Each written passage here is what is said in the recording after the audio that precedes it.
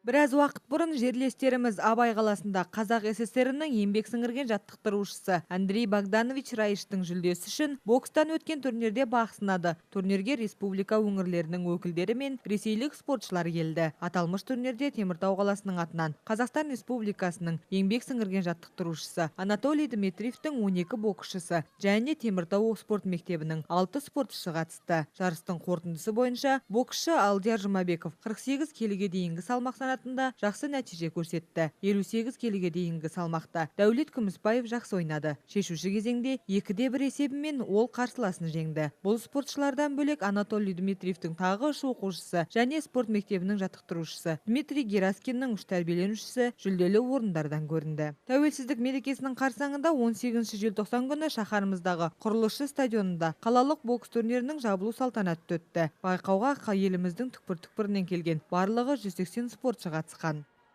Цели и задачи популяризация бокса. Біздің мақсатымыз боксты жаңғырту, жастарды осы спорт түріне тарту. Бұрындары бокстан апта сайын жарыстар ұйымдастырылып тұратын. Қазіргі уақытта мүлдем өтпейді десек те болады.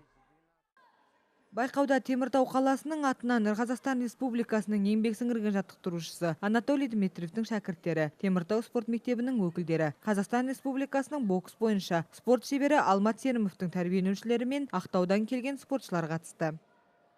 Цель одна — победить, я думаю, у всех. Әрине, барлығының алға қойған мақсаты жеңіске жету. Мен жаттықтырушы ретінде жұмысты енді бастағаннан кейін менің қазіргі мақсатым жақсы боксшы дайындап шығу, олардың көп сайысқа қатысуын қадағалау. Жарыста жерлестеріміз тамаша нәтиже көрсетті. Сайыс соңында қатысушылар мен бапкерлердің барлығы жүлдеге ие болды. Чем больше мы боксируем с малышами, Қаншалықты көп рет жас спортшылармен дайындық өткізсек, соншалықты бокстан жақсы нәтиже көрсетеміз. Сондықтан кез келген деңгейдегі сайысты өткізу қазіргі уақытта біз үшін өте маңызды.